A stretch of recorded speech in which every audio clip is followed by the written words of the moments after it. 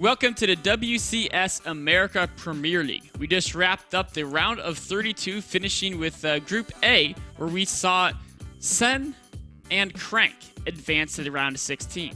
That means we know the 16 players now in the round of 16. They're divided up into 4 different groups. Each group has 2 players who finish first in their group and 2 players who finish second in their group. There you see the 4 groups right in front of you. But you know what? Let's take a look at Group A first. The Group A is going to be an awesome, they're all going to be awesome, but with Nestea and Snoot and Alicia and Sense, and Nestea, of course, being my favorite coming out of that entire group because, he's the creator of the universe. Snoot, of course, is also the hope story here. We did not expect, I didn't expect Snoot to come through that group, but he did, and he did so convincingly. So the way these groups work is the player at the top of the group, Nestea, his first match will be against the player at the bottom of the group. That's going to be Snoot. And I think that's a matchup that Nestea should be looking forward to. There was a time when Snoot had an insanely scary ZVZ near the end of Wings of Liberty. He basically destroyed the Home Story Cup 6, taking out Stefano and Symbol and world-class Zergs. But in Heart of the Swarm, Snoot's Zerg vs. Zerg hasn't looked quite as good. In the IEM World Championship, the very first Heart of the Swarm tournament, he got defeated by both Vortex and Violet. Whereas Nestea, historically, Zerg Mirror has been his strongest matchup. So I think I would probably favor him to both take the match against Snoot starting out and potentially even to win this whole group. Right, and Alicia and Sen, I think, would be a really good match, but Nestea, I think, is going to be my favorite coming out of this entire group. It really is. A group of 3 Zergs is something he's definitely happy about. Alicia is someone who could give him definitely a big problem, but Alicia hasn't really had the greatest results lately, just now stepping up in this WC tournament, but Alicia even almost got knocked out by Illusion in his group. So I think Nestea's probably my favorite to take this group. Moving on to Group B, though. This group, we can see a different racial distribution here with 2 Terrans, 1 Protoss, and 1 Zerg. It's a pretty diverse group here. Yeah, and Apocalypse coming through the bracket was pretty cool as well. I love him as a Terran player. Moonglade, of course, he's another fan favorite, and we're going to look forward to seeing him. But Crank and the STC, 2 really strong Protoss players. This is a group where I actually think we're going to see Moonglade get through it. Unfortunately for him, he's up against Crank in the first match, and Crank's PVZ is almost unstoppable. So I think Moonglade's going to have a hard time against Crank. But then against both the Terran players, I feel like I would favor Moonglade. Neither the STC nor Apocalypse really impressed me in their group. They both were able to get through the round of 32 group play, but they both didn't quite impress me quite as much as Crank or Moonglade. All right, let's take a look at Group C. Group C, I think, may be one of the scariest groups. Of course, Liquid Heroes there, as well as Scarlet and Suppy and Revival. A lot of Zergs there, all surrounding Hero. So, lone Protoss fighting off the Swarm there.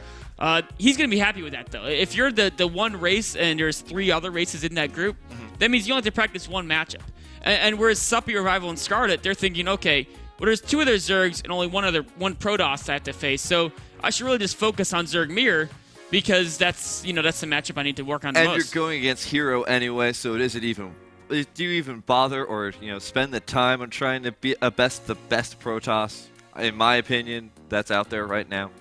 I think it's going to be interesting because in Wings of Liberty, near the end, or I would actually have favored Scarlet over Hero. When they practiced, she usually did very well against them, and I would have picked her. But in Heart of the Swarm, her Zerg vs. Protoss hasn't looked quite as strong. The Swarm hosts are a big part of modern Zerg vs. Protoss play, and against State, I think there were some holes in her Swarm host play.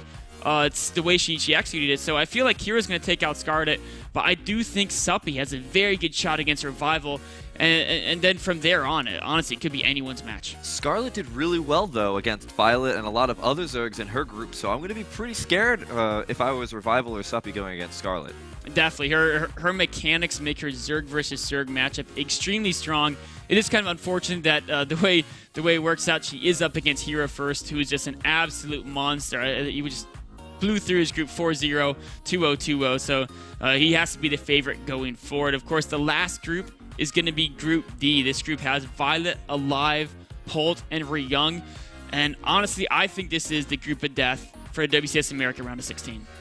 Yeah, I mean, Group D with Violet, I mean, that's going to be, he's got to practice his ZVT a lot, but Polt, Ryung, and Alive are going to be some incredibly huge heaps to get over. It's kind of weird, but I actually feel like Alive might be the underdog in this group. And it's weird. Alive, like the EG's, one of their best Terran players. It's like, how is he an underdog? Well, Ryung. Ryung is, yeah, by far the scariest Terran, I think, there. Polt being a second. Ryung has been tearing up the GSTL like nothing. What was it, 3-1? Very, very, very strong in those team leagues. Scarlet says that he's the strongest player in the Axiom team house, Axiom Acer team house. And also his best matchup is TVT in a group of 3 Terrans and only a single Zerg. So while Polt has been playing amazing and his TVZ is legendary, he has to play Ryung first. And that's going to be a very exciting matchup. But I honestly feel like Ryung is probably going to top this group. And then between Polt and Violet, watching Polt's TVZ, I have to say I feel like it's going to be Ryung and Polt, but it's so hard to tell, especially considering they're both playing each other first. It's kind of hard to bet on them because one of them is going to be in a loser's match no matter what. Yeah. So incredibly engaging series coming out from all of our players in the round of 32, but we're going to get into the round of 16 in, is it May 20th, I believe it starts? A week from this coming Monday. Yes. Of course, this coming Monday is going to be the start of the Challenger League. So Monday at 6 p.m. Eastern kicks off the Challenger League. That's going to run through next week, and of course, the week after that is when we get into that round of 16. We're flying all the players in here. They're going to be live at the studio. A lot of awesome content coming up then. And you can check out the Challenger bracket on MLG's website, as it's already been posted. So go check that out. Go watch for your favorite matches. And I think that's it for us here tonight. So thank you very much, ladies and gentlemen, for tuning in. This has been the round of 32. Tune in next week for the Challenger bracket and 2 weeks from now for the round of 16. Good night.